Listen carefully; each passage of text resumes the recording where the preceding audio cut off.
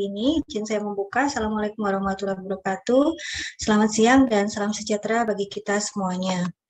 Tadi sudah dimulai Bu Yeni ya. Ini hari ini untuk mata kuliah EPIK ini adalah serangkai dengan mata kuliah farmakoekonomi. Kedengaran nggak suara saya, Dek? Terdengar, Bu. Cukup jelas. Oke.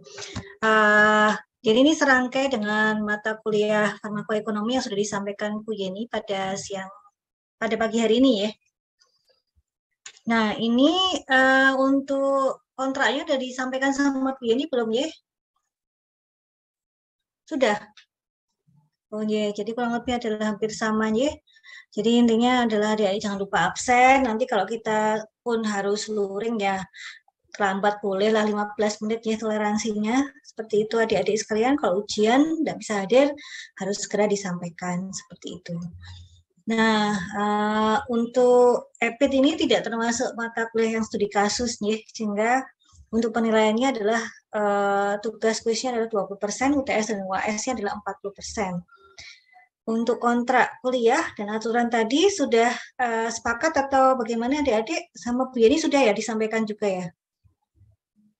Sudah? Sudah ya? Halo? Sudah? Sudah apa belum?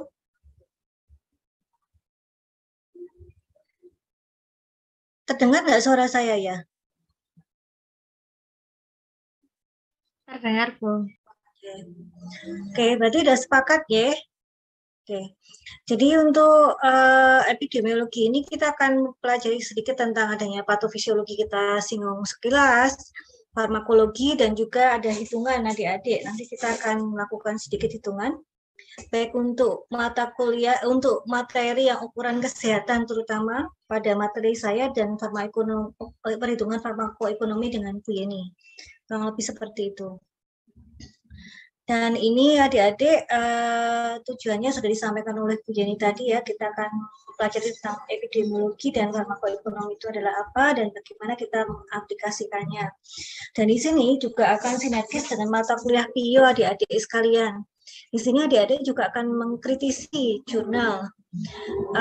Karena PIO cuma satu SKS ya, dan kita tidak akan memenuhi semua hal untuk critical appraisal.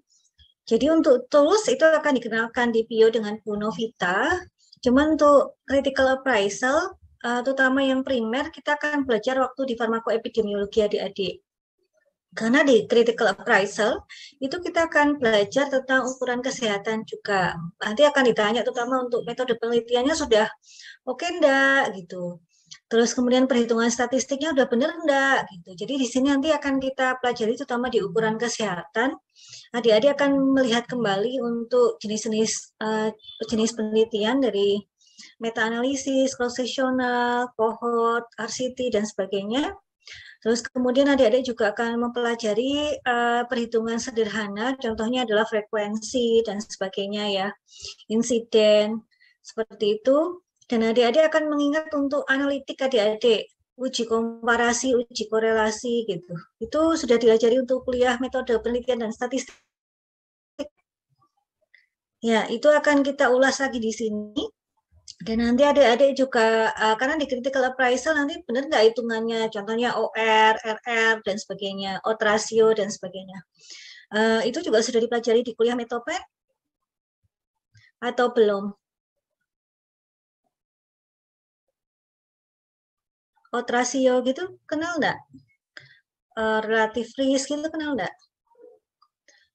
Belum ya? Kalau belum, berarti saya akan mengulang dari dasar, begitu. Karena Anda tidak bisa mengkritisi sebuah jurnal kalau itu tidak paham, gitu intinya. Paham atau enggak, Mbak Rahma? Belum, Bu. Oke, berarti nanti kita pelan-pelan, begitu ya, untuk yang ukuran kesehatan, seperti itu. Jadi kalau Anda paham harus disampaikan, kalau tidak paham harus disampaikan. Jadi untuk pertemuan 1-8, sebenarnya ini akan sejalan ya, itu dengan farmakoepidemiologi, terus 9-16 dengan Bu Yeni, kurang lebih seperti itu. Nah, ini adalah, udah disampaikan mungkin ya sama Bu Yeni ya, kita akan belajar hari ini tentang pengantar dan konsep epidemiologi, terus kemudian konsep penyakit, ukuran status dalam kesehatan. Kita akan belajar hitung-hitungan di pertemuan nomor 3. Terus keempat, adik-adik akan belajar tentang etika penelitian dalam pengurusan layak etik. Gimana nanti kalau sampelnya pakai human? Gimana sampelnya kalau hewan coba? Gimana sampelnya apabila adik-adik dengan sampel biologis tersimpan seperti jaringan dan sebagainya? Itu ethical clearance-nya bagaimana? Itu akan kita pelajari di sana. Terus kemudian kapan kita harus minta yang namanya informed consent ke pasien? Informed consent bentuknya apa sih? Itu di etika penelitian. Kemudian dari situ adik-adik juga akan mempelajari lebih lanjut tentang jenis-jenis penelitian yang saya sampaikan tadi. Ada dari paling tinggi meta-analisis, sistematika review, gitu, cross-sectional, dan sebagainya. Nah, di situ adik-adik akan mempelajari ternyata tiap jenis penelitian itu desainnya berbeda. Cara penyampaian hasilnya juga berbeda. Nah, ternyata statistiknya juga berbeda, seperti itu. Nah, itu akan nampak pada critical appraisal. Dari situ nanti adik-adik akan mempelajari di sini nomor 5 dan 6. Adik-adik akan mempelajari critical appraisal-nya seperti apa, gitu ya. Critical appraisal-nya seperti apa? Adik-adik akan belajar di sana. Nanti akan ada list-list pertanyaan. Kalau sekarang mau lihat, boleh adik-adik. Namanya Sign Critical Appraisal Tools. Itu yang kita sepakat saya sama Bu Novita ya. Boleh nanti sama ini ya, Critical Appraisal. Adik-adik boleh nanti nyari ya, pakai Sign. Seperti itu. Pertanyaannya apa? Nanti adik-adik di sana lihat. Ternyata beda-beda setiap desain penelitian beda-beda toolsnya. Pertanyaannya memang pada dasarnya hampir sama intinya, cuman ada beberapa hal yang khusus gitu. Contohnya kalau eksperimental dengan randomized control trial itu apakah benar-benar di random enggak? Terus kemudian jadi kuliah metode penelitian akan direview di sini gitu. Cara randomnya pakai apa? Pakai table random atau apa gitu. Itu nanti dipelajari.